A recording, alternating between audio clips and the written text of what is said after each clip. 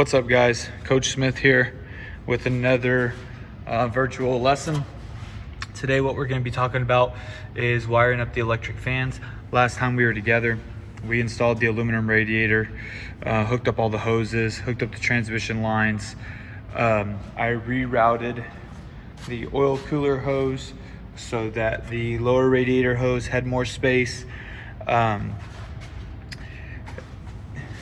Made these brackets so that the radiator was mounted in place. It's not going anywhere. We took off the fan clutch, or the clutch fan. I'm sorry, took off the clutch fan, replaced it with these electric fans that we are about to wire up. Okay, so they provided us with a harness here. It's got a relay and a sensor, all the connections we need, and a fusible link. So the way this works is there is a sensor in the head right around where that dipstick tube is, right there. All right, we're gonna take that sensor out, or that plug, I'm sorry, and install this sensor. When the sensor reaches a certain temperature, it'll tell the relay to turn on.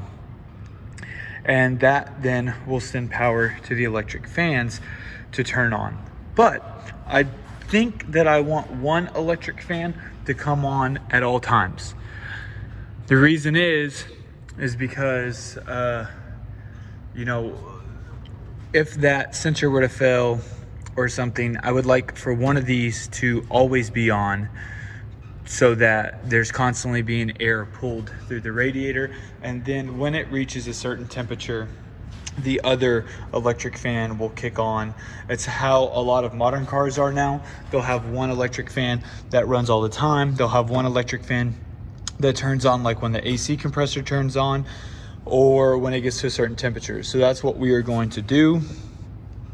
And I will check back in with you here in a second. All right, so what we did, removed this plug from the side of the block right there, and we installed a sensor right there.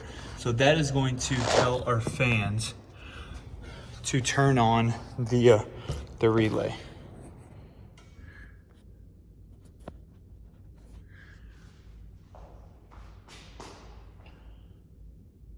All right.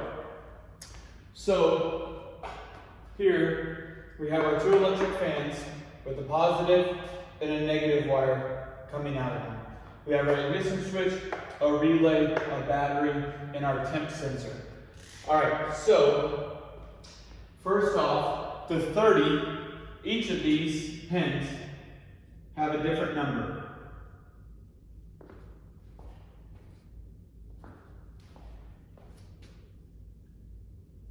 Okay, 30, 85, 86, 87. 30 always goes directly to 12 volt constant. Okay, and this is our battery, that's the positive terminal. Okay, our negative terminal of the battery is going to be grounded on the frame. Okay, so our negative of the battery is always grounded on the frame. So what we want is we want to just go ahead and ground both of these fans to the frame.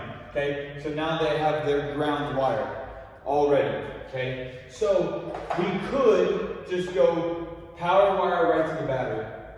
All right, we don't want to do that though, because we do not want the fans on at all times. Okay, so what we're going to do is we're going to incorporate a relay. A relay is going to tell when the ignition turns on to send a signal to another wire to turn on the fans. So 86 is to the ignition. Okay, so this is going to be a 12 volt key on wire. All right, 85 is going to be what we consider our ground wire into the sensor, and I'll get on that here in a second. And then 87 is going to go to our fans. All right, so When the key is turned on, a latching mechanism inside sends a signal from 30 to 87 to turn on the fans. But we need a ground wire, which is what 84 is. 85. 85 is considered our ground for the relay. When this thermostat gets to like 185 degrees, it creates the circuit. And because it's inside the engine block, and the engine block is grounded by the ground wire because it's bolted to the frame, then this turns into the ground. So if this isn't up to temperature, the fans won't ever turn on.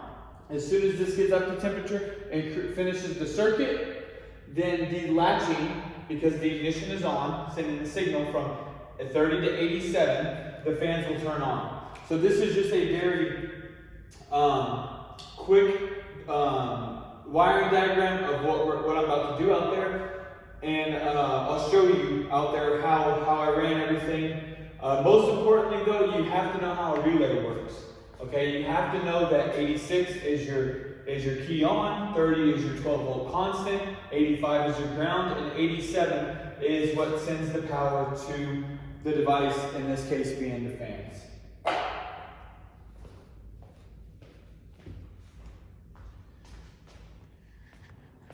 All right, so as we get out to the shop, okay, I have grounded the fans right there. So both of the fans have a ground wire right here. Okay, that's important because the battery is grounded to the frame right here. Okay, so now everything in the battery is, everything on the car is grounded because we have the negative hooked up to the battery. The positive is hooked up, and that is just giving us power to all the components on the car. And also, I have my fusible link that's coming from the relay. You can see the fuse right there.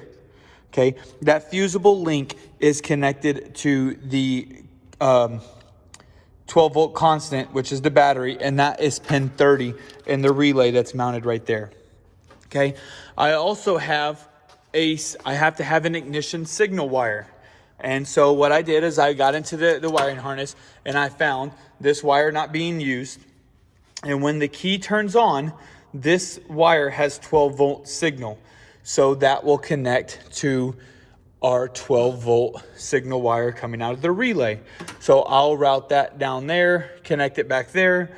Whenever the key is turned on, the fans will have positive, but they will not have negative until this sensor that is right there goes to this wire lane and all the way up until that sensor gets up to a certain temperature to connect the negative so that the fans have a complete circuit and they'll turn on.